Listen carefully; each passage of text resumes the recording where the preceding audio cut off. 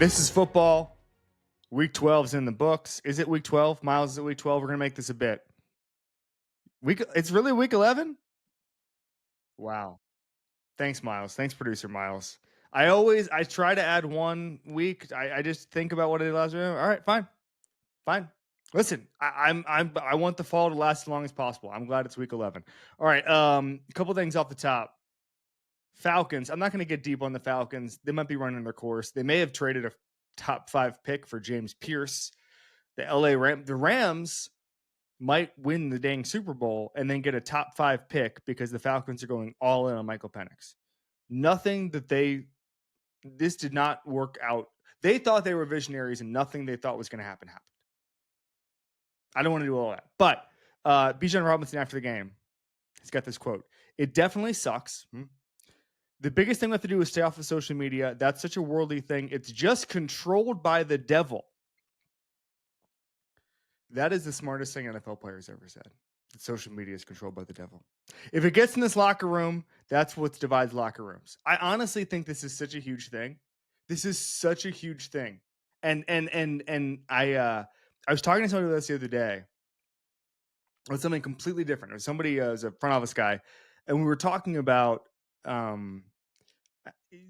fame in the league, anonymity in the league, and how it's changed. And they said that, you used to have these small market guys where they'd be local heroes, or they'd be terrible, but it'd be completely a local phenomenon, right? It would be like some guy is in Seattle, or some guy's in Kansas City, or some guy is in Minnesota, and he's either like the fullback everybody loves, or he's the wide receiver who's dropped 8 passes or whatever. But because of 2 things, fantasy football and the internet, everything's become magnetized, so you can become a national celebrity or a scapegoat no matter what happens. And so actually, this is an amazing point. Keeping social media out of the locker room and not letting fans dictate how you feel, because it's a tempest in a teapot. It's a tempest in a teapot. You will check your mentions or your Instagram comments, and everybody, it seems like 300 people are saying you suck. That seems like a lot. It's not. It's a huge world. 300 people saying you suck is actually like a great ratio. An excellent ratio. Like sometimes I'll get DMs be like, "Hey, you doofus," and I'll be like, "Oh, cool, 2 people hate me. That's awesome. That's a great ratio." Anyway, it's an amazing point not to let social media in the locker room, because it makes it feel more vicious than it actually is. It makes it feel bigger than it is, because you have a bunch of losers, most of whom, like, my theory is that every time there's like a player avatar guy in your mentions, it's like a 12-year-old arguing with you. And so all these guys are just arguing with 12-year-olds. Don't do it. Don't do it. If you're a player, if you're a fan, if you're a media member, don't argue with 12-year-olds. All right. Other thing, Jacoby Brissett. I didn't know this. We don't have like a Tim Kirkjian like type of guy who just comes up with the quirky stats in football. We like the analytics stuff, but we don't do like the like the Albert Pujols and Ted Williams and Honus Wagner are the only 3 guys who've ever done this, and then we get all jazzed about it, right? We don't really do that, like we don't do Greg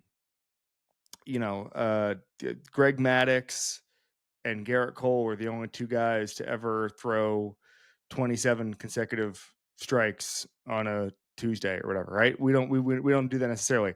But so I actually feel like we know less about the records than we should. I was astounded to learn that Jacoby Brissett had 47 completions today, which that's not something I'm stunned by. That's the new single game record. That stuns me that no one's ever had 50 completions in a game. When you just consider how many times guys have had to throw basically on every down because they're trailing the entire game, which, by the way, the Cardinals were. They were down 13-0 like 4 minutes into the game. The record they broke was 45. So Jacoby Brissett lapped him. He had two more than these guys. Jared Goff, week 4, 2019. And was that the Mexico City game that was moved back to LA? I don't know. And Drew Bledsoe in week 11, 1994. Ben Roethlisberger had 47 in a 2020 wild card loss to the Browns. But that was a playoff game, and that doesn't count. Brissett is the first player ever to attempt 50-plus passes with an 80+% completion percentage. Wow. That's great. All right, winners and losers. Loser, JJ McCarthy. I hate it. I didn't love the idea. I didn't love two things about JJ McCarthy coming out of college. Number one, I love that he didn't play a lot of football relative to a lot of these guys, transfer guys, COVID year guys who were coming in who played an enormous amount of football. They transferred one time, two times in some cases, and they just had thousands and thousands of reps. I think Bo Nix threw the ball like 1,000 more times in college than JJ McCarthy did. And I also didn't love that when he was playing, JJ McCarthy was not trusted to do a whole lot. There have been people, analytics guys, who've said that the best kind of judge on how good of a passer a college prospect is what their coach allows them to do, particularly on third down when everybody knows that you're passing. What do they trust you to do? Because the theory is, if you're in college, if you can do it, the coach is going to let you do it, right? Especially in the now with all the passing offense and all that stuff. Hey, do we trust our quarterback to throw? A lot of times, Michigan was not built on JJ McCarthy's arm. So that worried me. But I had enough faith in Kevin O'Connell and his playbook. I had enough faith in, and he, by the way, when he was trusted to throw on third down, he had amazing money down stats. Amazing. Kevin O'Connell talked about that in his interview with me. I'm just saying, like, the whole plane wasn't built around JJ McCarthy's arm, right? He wasn't throwing a lot in Ann Arbor. But I thought that he'd be able to throw over the middle a bunch. His numbers over the middle were very good. I thought that Kevin O'Connell would figure it out. I thought Justin Jefferson would give him a security blanket. Jordan Addison, he had even had the throw last week. Jalen Naylor outside the numbers to win the game 2 weeks ago. And I think that you've seen flashes, but you saw today he just can't pass when you're supposed to pass. And I don't know. Quarterback prospects are like new cars. You start off in love with them because you have to, because you just spent a lot of money. I was looking at new cars the other day. It's so expensive, guys. It's so expensive. It's like $35,000 for. I'm not gonna. I love sponsors and money, so I'm not going to shade any particular car brand. But I'm looking at these car brands. I'm seeing $37,000 for a new car. I'm like, guys, what are we doing? And I didn't mean to have the one-to-one analogy to quarterbacks, but I will extend it, which is that just to get a quarterback who can play, you're drafting them in the first round now. Just like you're buying some of these cars off the lot for $39,000, saying I just spent $39,000 off of what? What happened to my life? But you start out in love with the car because you have to be, because you invested so much. And just like quarterbacks, it's really hard to know you have absolute greatness because that only reveals itself over years, frankly. But I also think that it's pretty easy to quickly know within a couple weeks, couple months, whether or not you made a mistake, and you don't want to admit it to yourself. I think that that's true. Deep down, oh man, this is making a shaking sound. I don't know if I love this. I don't know if I love this. But the cup holder, it's too small. I've got a big old water bottle. I got a water jug. It doesn't fit in. This sucks. Like, right? And you're just doing that, but you're not saying, oh, but I still like the car. But I still like the car. And a quarterback is like that a little bit, where it takes you a while to admit it's not going to happen. But I saw bad decisions. I saw bad vision. I saw bad passes. And Caleb Williams did not set the world on fire, but end of the first half, it felt like he was pressing, and I felt like JJ McCarthy had no answers. So I don't know what you do. I saw a lot of people who were just real doomers on that. But at some point, you resurrected Sam Darnold's career. Do you bring in competition this time next year? Not even this time next year. In 9 months, is there competition? In August, is there competition in OTAs? I don't think you're going to draft a guy, but do you say, hey, we're going to sign a mid-tier guy, see what we can get? We want to sign the next Sam Darnold, see what we can get? Again, I'm not blameless in this. I thought that blameless is the wrong word. I'm not looking like a genius because I thought moving off of Sam Darnold was the correct decision. By the way, we're going to get to Sam Darnold in a second. He can have an amazing day. But maybe you try to say, hey, this isn't going to work with JJ McCarthy, or let's give him a chance, but also let's bring in somebody else, because the Vikings are too good of an organization to become a sandbox for let's make sure that this guy develops. The point is to win the Super Bowl. Brian Flores if he doesn't get hired to be a head coach, his defense is awesome. Justin Jefferson is one of the best skilled guys in football. Kevin O'Connell's playbook is really good. There's not going to be a lot of tolerance. Cam Ward in Tennessee, long runway for him because the Tennessee Titans are kind of just messing around. Like, what do they got going on? If the Titans had the best defense in football or a top 5 defense, or they put quarterbacks in hell reliably, there'd be more pressure on Cam Ward. So, and that's true of a bunch of young quarterbacks, but it's neither here nor there. If Bo Nix was playing worse than he is now, and the Broncos were in these games and he was throwing the passes that weren't getting them over the mountaintop, I promise you, Sean Payton would say, I'm not hitching my career to this guy. Get him out of here. Or bring somebody else in. Keep him. Bring somebody else in. I'm just throwing that out there. I'm not giving up on him. I'm just saying deep down, you're driving around. If JJ McCarthy's your car, you're going, I don't know. Windshields make a weird noise. All right. Winner Broncos. I'm seeing a lot of chatter. So here's the stat. The Chiefs have now lost 5 straight games that were decided by 7 points or fewer. Only time they lost more one-score games in a row. They did it 8 times in 2007. They did it 6 times in 2008. Notably, that's when they were awful. And it wasn't regression to, it wasn't bad luck, it wasn't anything. They were just bad at football. Okay. And I think they were undefeated last year in one-score games, and now they're winless. And I've seen a lot of people say, well, the horseshoe in the butt finally fell out, right? Hopefully I didn't torture that analogy. But I think it's more than that. The Chiefs were going 3 and out in the fourth quarter. They went on back-to-back extremely crucial drives. And the Broncos defense had a lot to do with that. Vance Joseph had a lot to do with it. But I'm going to tell you what would not have happened 3 years ago when they had better weapons. Would not have happened with a prime Travis Kelce. I think that the blitzing had a lot to do with it. But again, Mahomes used to just eat the blitz for breakfast. I mean, it was the Broncos blitzed Mahomes 14 times, and they got home.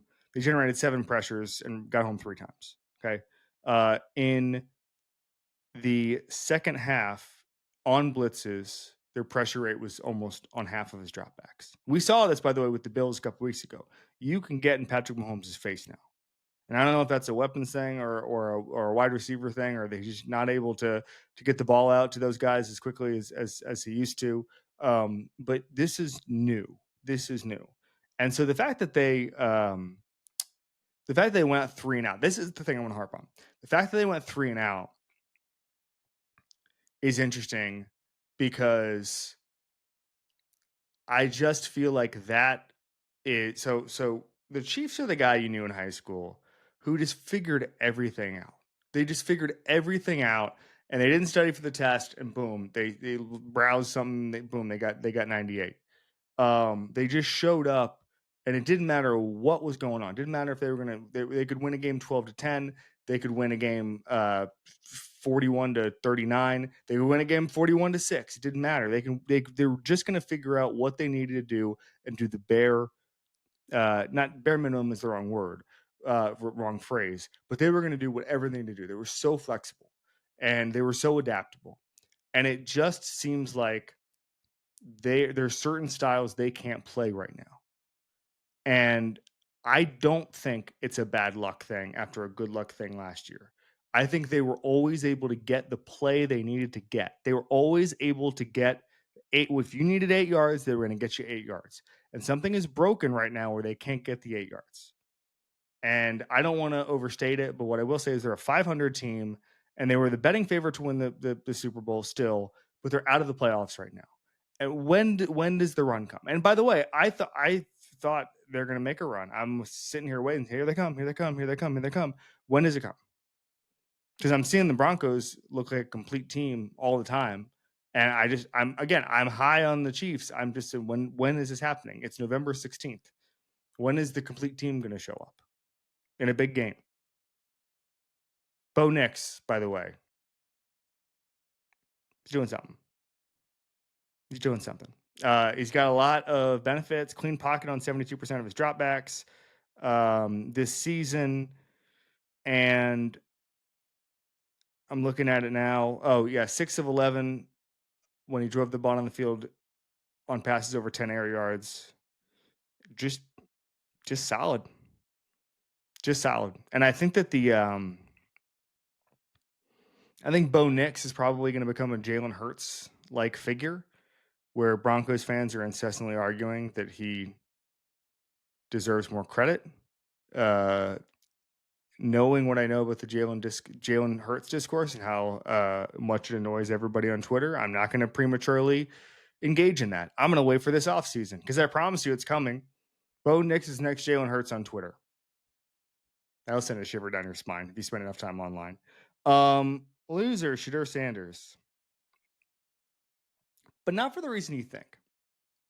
So it was 4 of 16, had a pick, was pressured 11 times on 16 dropbacks. Frankly, I thought he was pressured more than 11 times on 16 passes.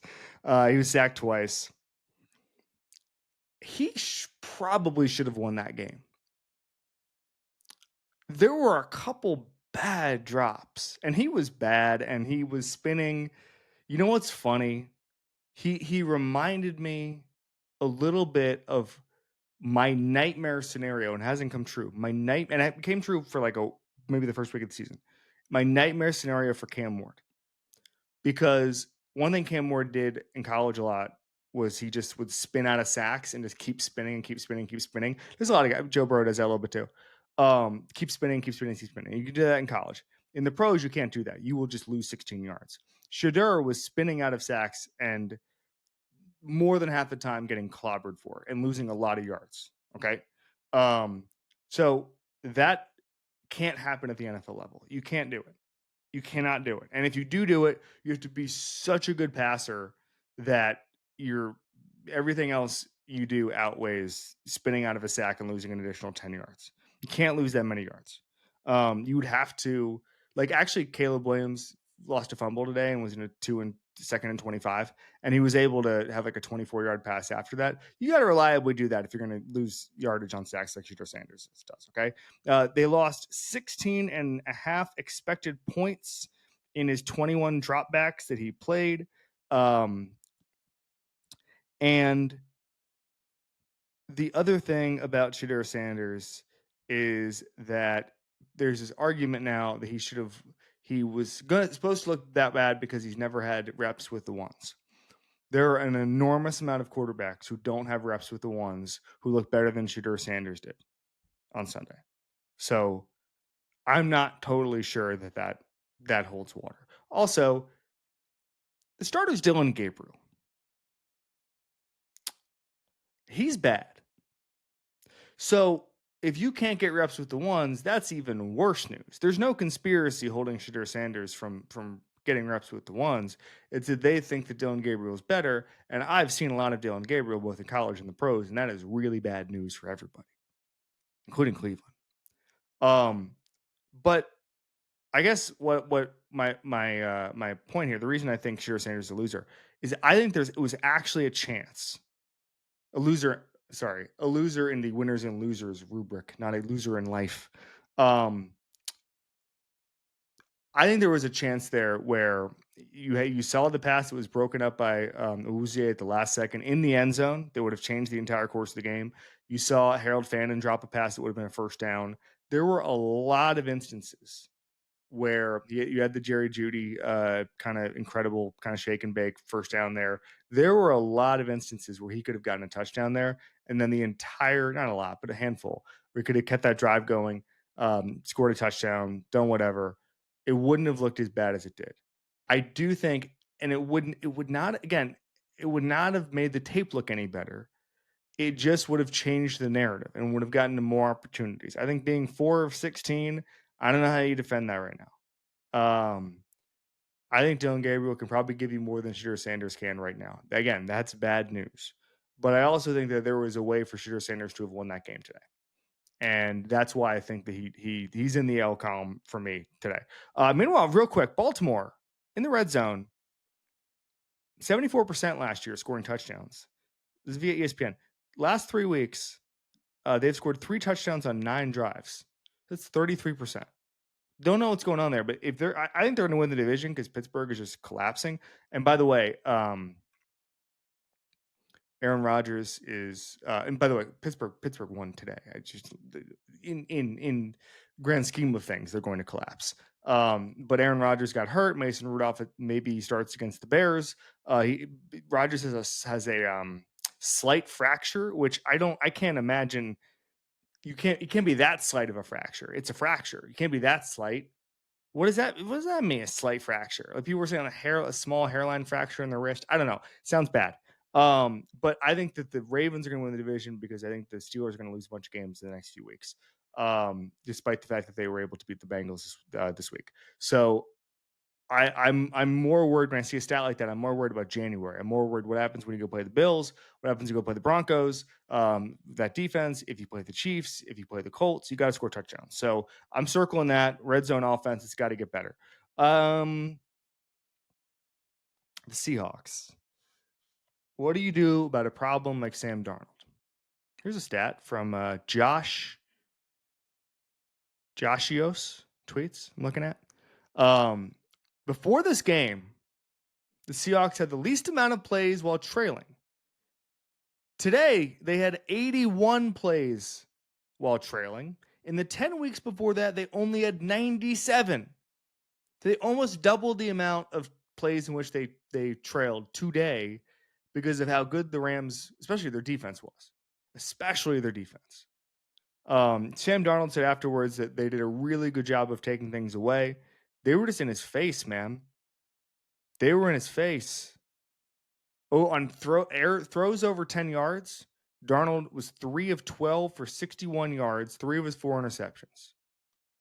He was 6 of 13 for 43 yards, 2 interceptions under pressure, 13 pressures, did not take a sack. Although I think it was Brady Henderson who said afterwards, Sam Darnold's been avoiding sacks. Well, take a couple sacks. It's better than what you're doing here. Just take a couple sacks.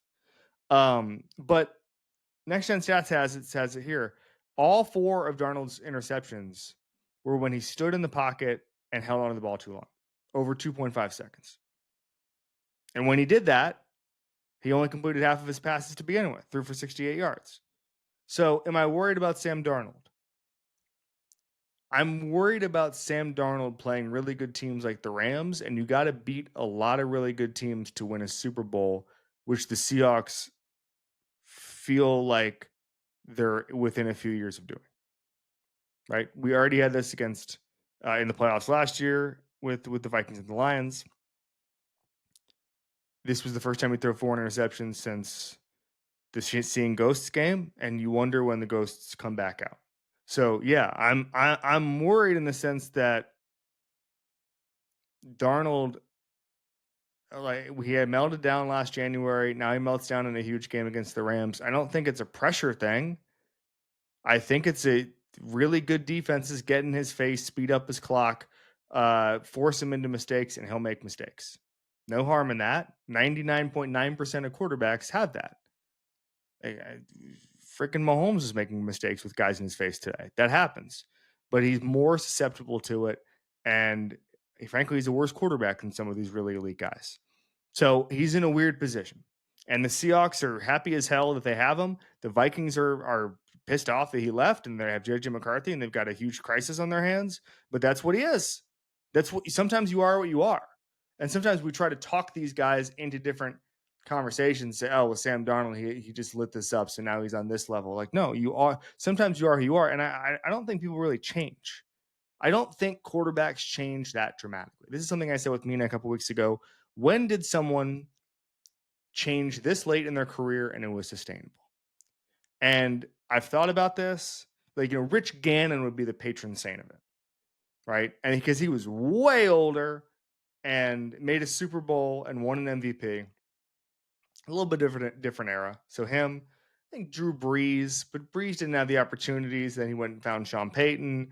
It was shorter quarterback, so it took him a little while and all that stuff. But maybe Brees, as far as not having the same success early in his career. But again, it's not like Brees had a ton of years where he was the guy, the franchise quarterback, whatever. He had to kind of earn his position. Same, by the way, with Rich Gannon, especially in Oakland. I've used to listen to Rich Gannon all the time on the radio, and he was really careless with the ball in Minnesota. He got better at it, and they went from there. But very rarely does a quarterback change this late, and it's permanent. But here's the stat from Twitter user Mookie Alexander: 6 of the last 10 touchdowns allowed by the Seahawks are directly off of Sam Darnold's turnovers. So you can't. Again, we're going back to the sacks thing. Just take the sack, Sam Darnold. Sack avoidance in and of itself is not like a great stat unless you're moving out of the pocket and throwing it away. Take the sack sometimes. A couple things to flick at. Keon Coleman bench for missing a team meeting. Deion Dawkins said the pats on the back are done. We got to grow up. I've never been much of a Keon Coleman fan.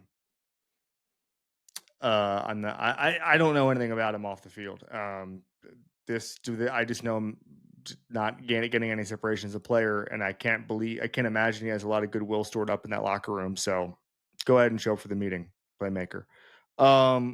Bills' rushing defense was really bad. The Bucks, 13 of the 19 first downs came via the run. They averaged 5.5 yards per carry, 202 rushing yards. They got away from it a little bit. The Bills were able to win this game. It was a very, very impressive win for the Bills. I thought it was going to be a seesaw shootout. They get that one stop, and then Josh Allen has 2 back-to-back rushing touchdowns that put the game away. It was 32-31 at some point, then it becomes 44-32 very, very quickly because the Bills were able to score at will. So I liked it. But again, you're just looking at not fatal flaws. You're looking at flaws to figure out what January is. If teams can run on you, and there's a lot of good running backs in this league, there's a lot of teams that can move people on the offensive line.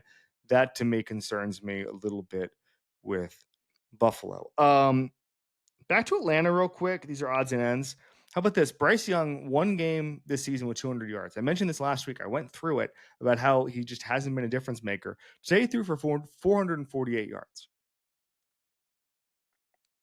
Might be about that time in Atlanta.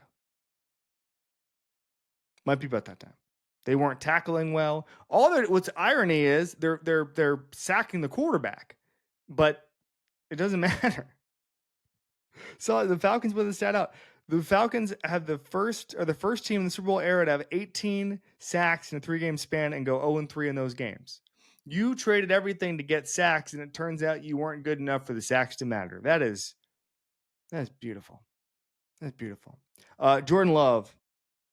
We talk about how little things. We would have been on red alert in Green Bay if Jameis Winston actually hits Jalen Hyatt instead of Hyatt running some weird route and it becoming an end zone interception. So the Packers beat the Giants.